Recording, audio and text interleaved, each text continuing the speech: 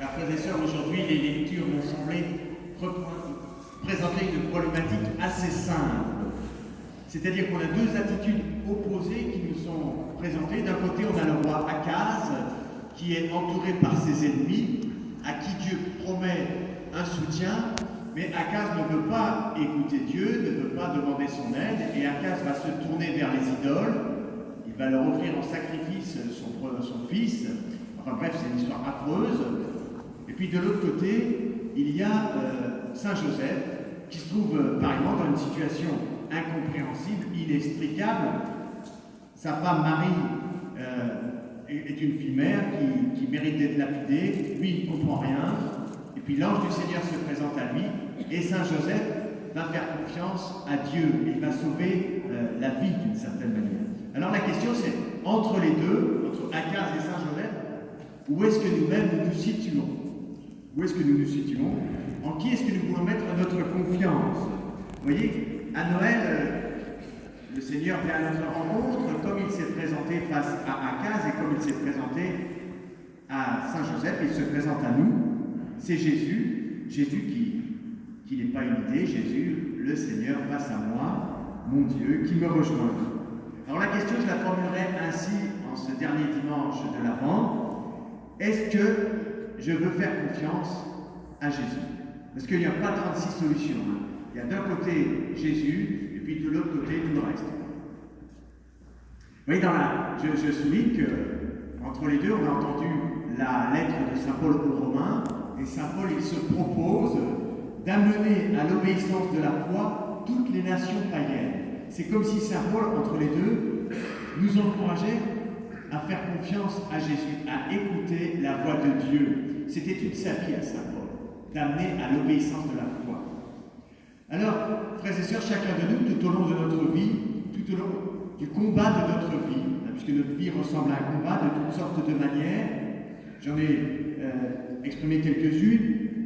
Un combat pour aimer encore, un combat pour ne pas désespérer malgré tout, un combat pour pardonner une fois de plus, pour se donner un peu plus, un combat pour partager, pour soutenir les autres, pour soutenir les plus pauvres, et Jésus nous a prévenus, des pauvres, vous en aurez toujours parmi vous, un combat pour avancer dans le noir, dans la confiance, un combat pour dire la vérité, toujours, un combat pour garder la paix, garder la pureté, pour rester honnête malgré toutes les sollicitations qui nous sont faites, un combat pour prier, etc., pour mener notre combat, frères et sœurs, sur qui voulons-nous nous appuyer?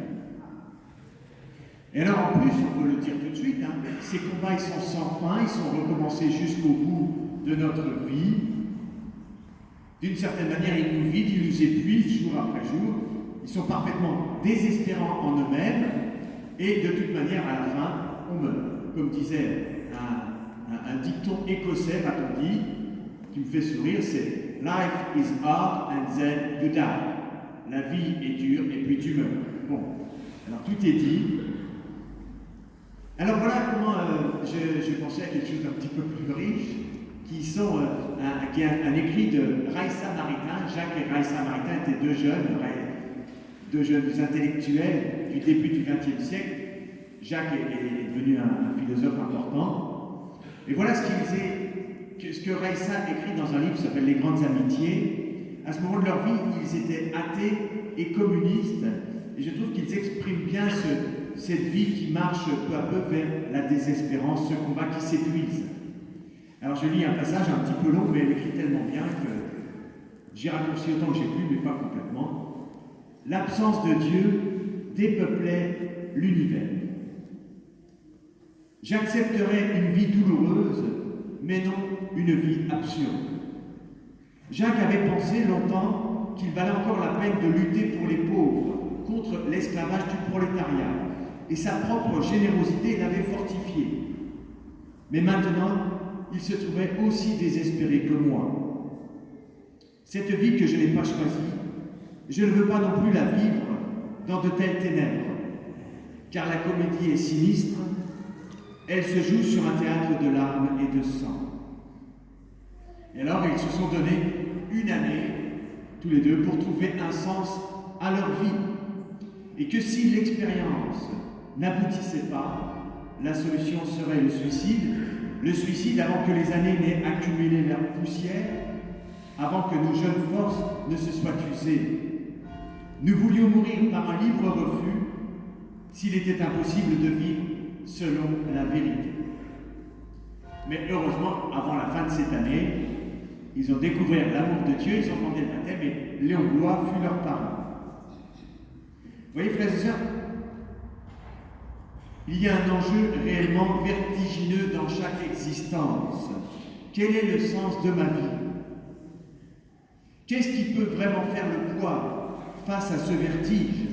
Vous voyez, Akaz était acculé par ses ennemis, Saint Joseph était dans une situation complètement vertigineuse aussi, comme chacun de nous en fait, dans notre vie. Alors face à l'infini de ce vertige, il ne peut y avoir qu'un autre infini, un infini encore plus grand. Et je vous le dis, le seul infini qui vaille, frères et sœurs, c'est Dieu. Akaz ne s'est pas appuyé sur Dieu. Akaz s'est enfoncé dans les ténèbres. Saint Joseph a mis complètement sa confiance en Dieu et il a sauvé la mère et l'enfant, il a sauvé la vie.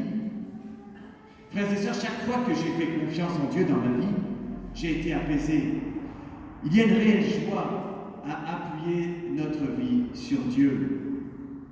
À Noël, Dieu vient nous prendre par la main très délicatement pour nous apprendre à lui faire confiance.